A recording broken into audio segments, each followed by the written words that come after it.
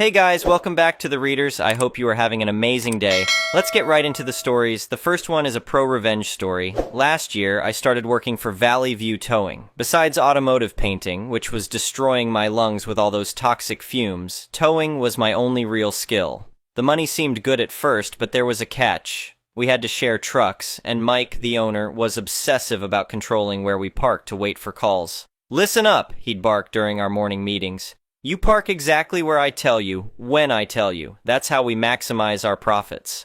3 months into the job, while sitting in my assigned spot at the Walmart parking lot, I noticed my earnings weren't adding up to what they should be. The summer heat was brutal, and I couldn't even run the AC without Mike calling to complain. He'd installed these fancy GPS trackers in all the trucks that monitored everything: engine idle time, location, speed, you name it.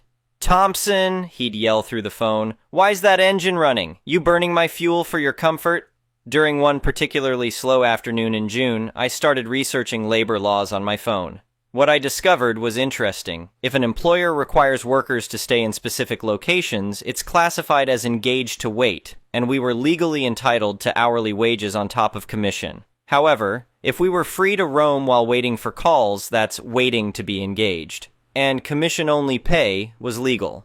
I kept this information to myself, but started documenting my hours meticulously. Around August, Mike began nitpicking everything I did. "What's this?" he screamed one morning, holding up an empty soda can. "You think my trucks are your personal trash bin?" "It's just a can, Mike," I replied calmly. "I was gonna throw it out." "This is completely unacceptable," he continued ranting. By then, I'd already secured a position with another company and decided it was time to execute my plan. I called Mike's office. "We need to discuss my final paycheck," I said. "When can we meet?" During our meeting, I calmly explained the labor laws and my wage expectations. Mike's face turned red. "Absolutely not. You agreed to commission only when you started. That's how it works here." "Actually, Mike, that's not how the law works," I responded. "Get out," he shouted. "You'll get your last commission check and nothing else." I left without arguing, but the following Monday, I contacted the state labor board. The investigator, Mrs. Chen, was particularly interested in my case. "This is a clear violation," she said. "We'll look into it immediately." The investigation revealed similar violations affecting all drivers. The back pay owed was astronomical. Mike had to sell everything: his trucks, his prized speedboat, even the lot. Valley View Towing closed its doors by Christmas. I only received about a quarter of what I was owed, but watching karma catch up to Mike was worth every penny I didn't get. Sometimes, knowledge truly is power, especially when it comes to knowing your rights. The next one is an entitled people's story. I never thought I'd be writing one of these stories, but here we are.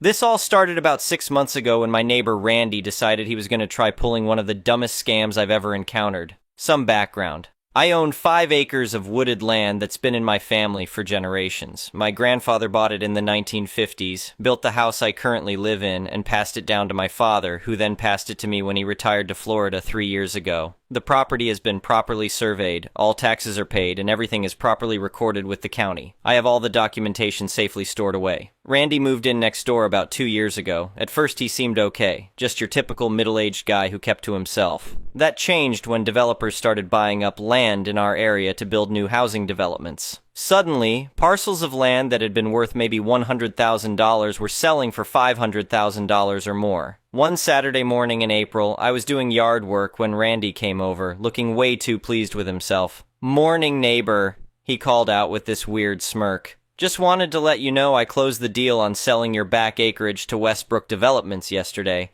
They're planning to start clearing the land next month." I stopped what I was doing and stared at him. "Excuse me?" "Yeah, I got $450,000 for it. Pretty good deal, right?" He was practically bouncing on his feet. "Randy, what are you talking about? That's my land. I haven't sold anything to anyone." He waved his hand dismissively. No, that parcel belongs to me. Always has. I have the paperwork to prove it."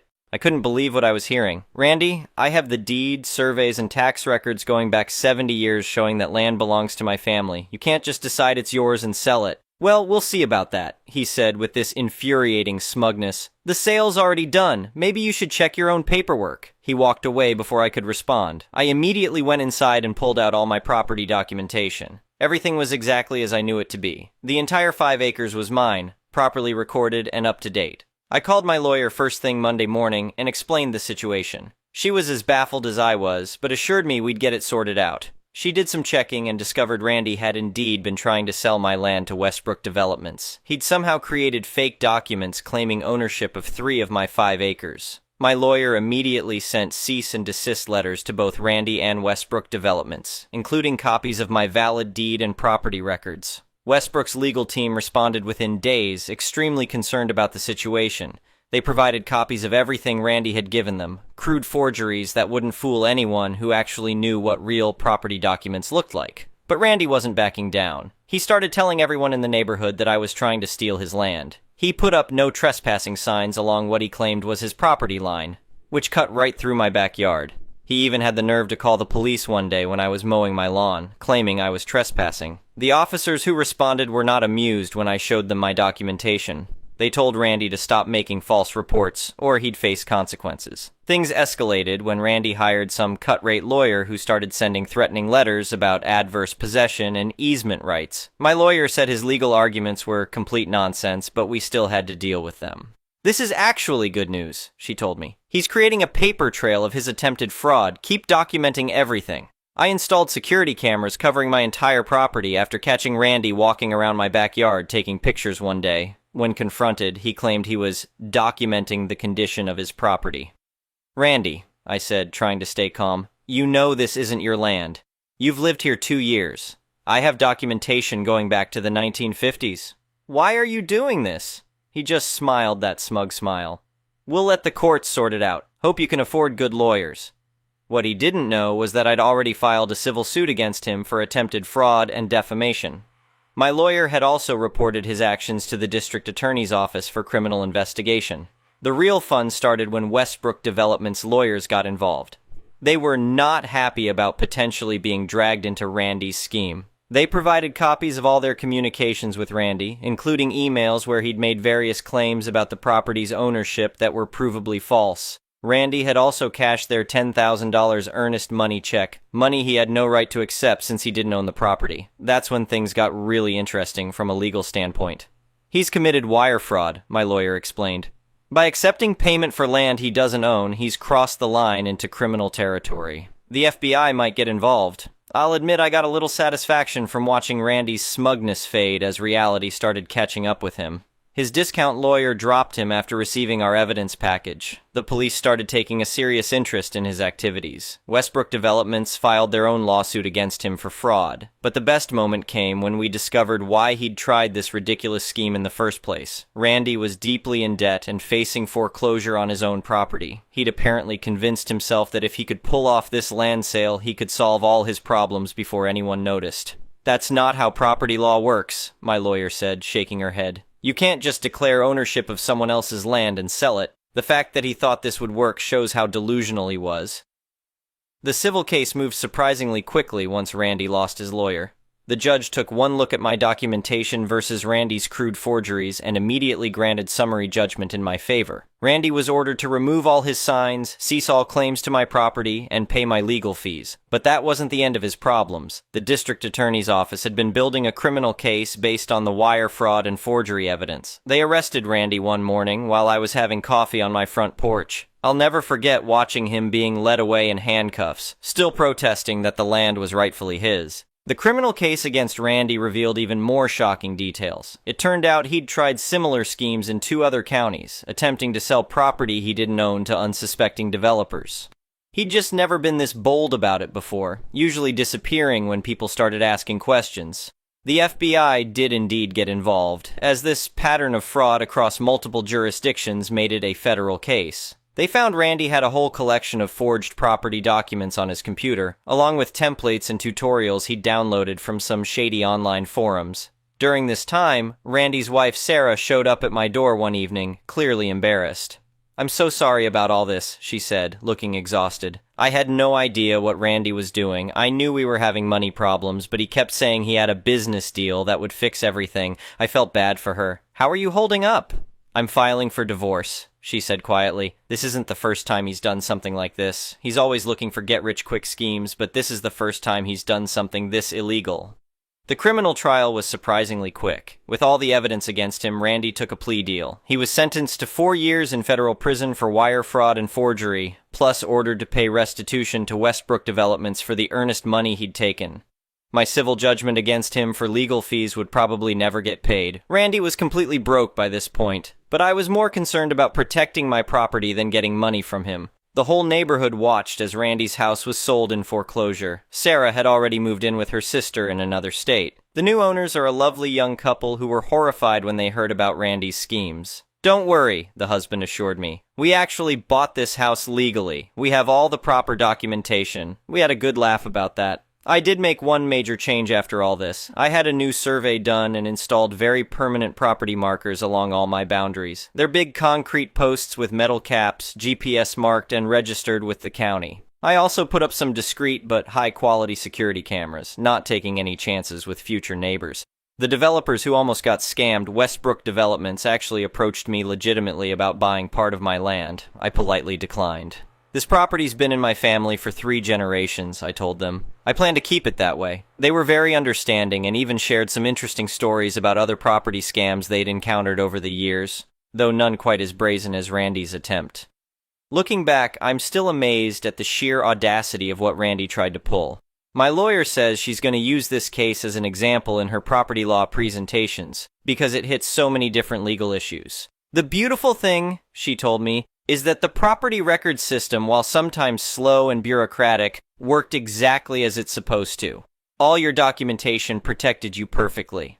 I later learned that Randy's cellmate is another guy who tried to sell property he didn't own, though that guy at least had the sense to pick vacant land where the owners lived out of state. They apparently spend their time complaining about how the system brought them down. The FBI agent who worked the case stopped by after the trial to get some additional documentation and told me something interesting.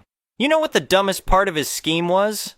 the agent said. "Even if he had managed to fake the documentation well enough to fool the initial sale, it would have fallen apart as soon as Westbrook tried to record the deed. The county records would have shown the overlap immediately. He was never going to get away with it. These days, things are quiet again. My property is secure. Randy's enjoying federal hospitality, and my new neighbors are fantastic.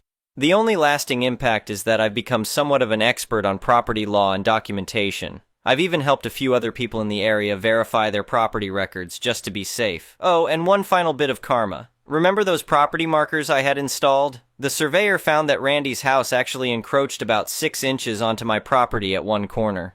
The new owners and I had a good laugh about that and quickly signed an easement agreement to handle it properly. You know, the legal way to deal with property issues. I sometimes wonder if Randy, sitting in his prison cell, realizes just how badly his brilliant scheme backfired. Not only did he lose everything he had, but he's now the cautionary tale that local real estate lawyers tell their clients about why you shouldn't mess with property records. The whole experience taught me a valuable lesson. Keep your property documentation in order, know your rights, and never underestimate the audacity of a desperate person with access to a computer and a printer. Also, security cameras are worth every penny. I still have that smug smile Randy gave me when he first announced he'd sold my land burned into my memory, but now it just makes me laugh. Because at the end of the day, I'm still here on my family's land, and he's explaining to his cellmate how he would have gotten away with it if it weren't for those meddling property records. Update. 6 months later. The aftermath of my land-grabbing neighbor's scheme. A lot has happened since my last post, and I thought you all might be interested in how things turned out. Turns out, Randy's attempted land grab was just the tip of the iceberg. About 2 months ago, I received a call from the FBI agent who handled Randy's case. They'd been investigating his previous schemes and found something that directly affected me. "We found evidence that Randy actually damaged your property before attempting to sell it," the agent explained. "He deliberately killed several old-growth trees along the property line to make the land more appealing to developers.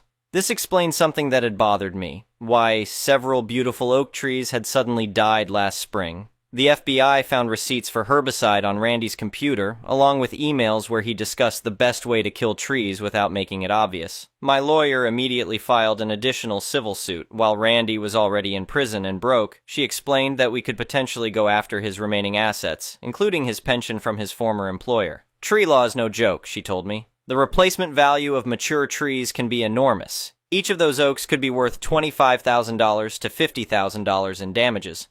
I also got an unexpected call from Sarah, Randy's ex-wife. She'd found additional documentation while clearing out their storage unit. "I found a notebook where Randy detailed his whole plan," she said. "He'd been plotting this for over a year. He even had backup forged documents in case the first ones didn't work."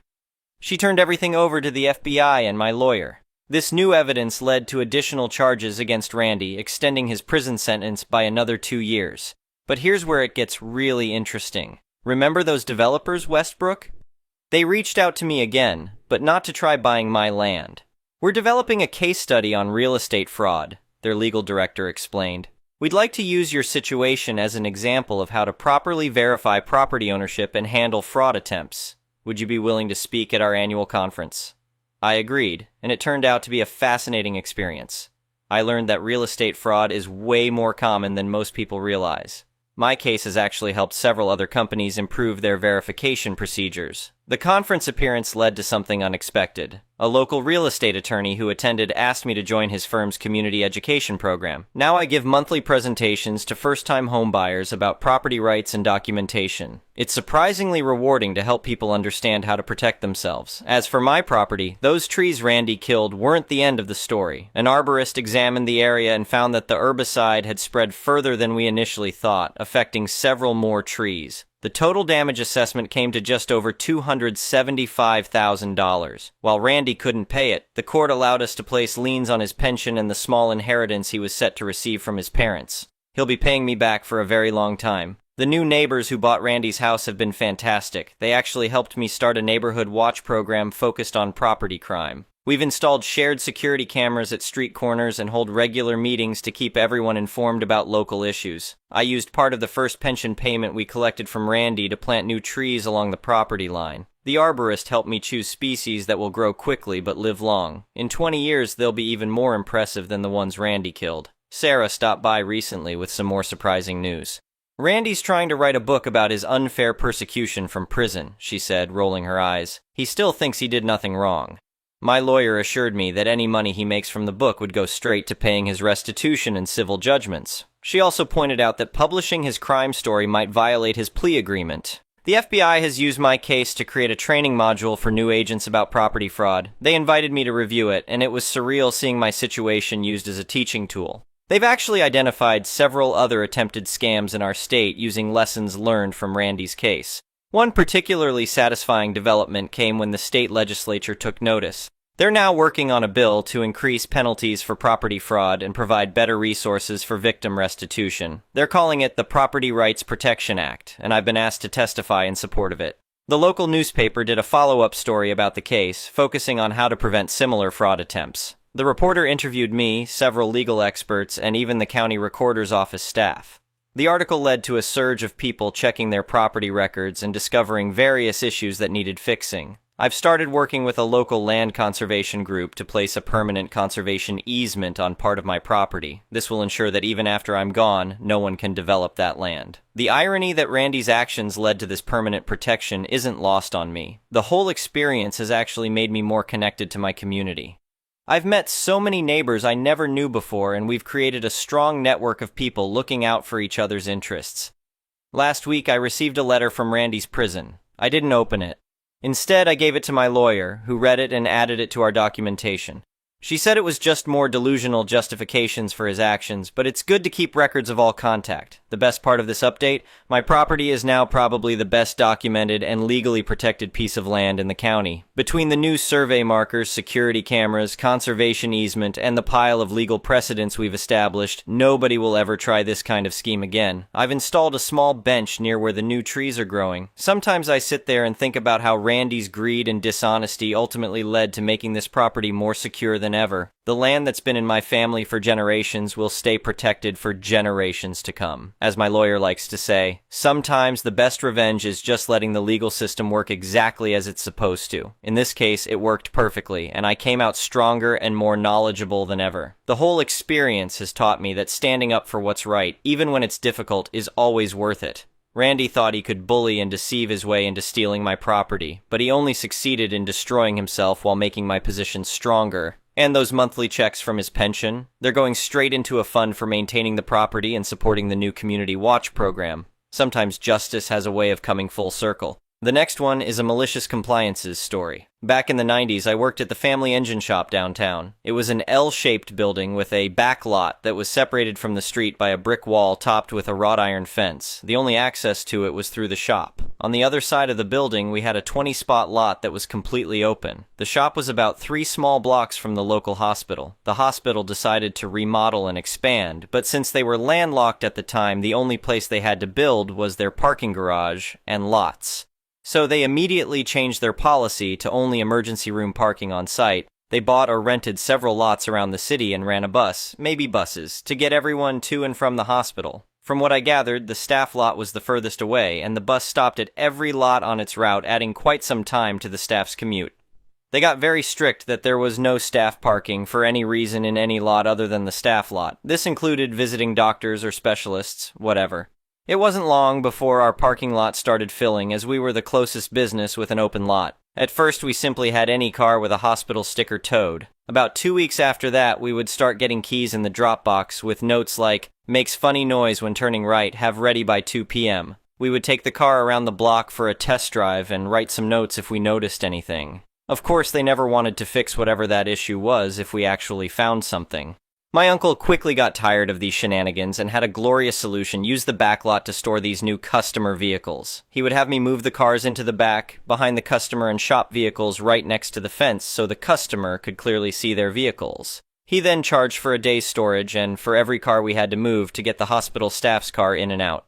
I don't know exactly what he charged, but probably around $100 total for the day. Not only that, but it would take me 40 minutes to an hour to move everything around just to get to one of these vehicles out.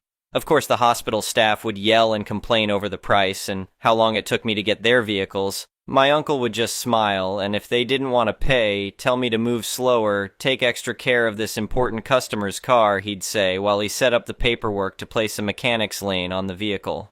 It didn't take long for the issue to reduce from a full lot to maybe one when we got to the shop in the morning. Thank you for watching. I would really appreciate it if you could like the video and subscribe to our channel if you haven't already. We'll see you again tomorrow.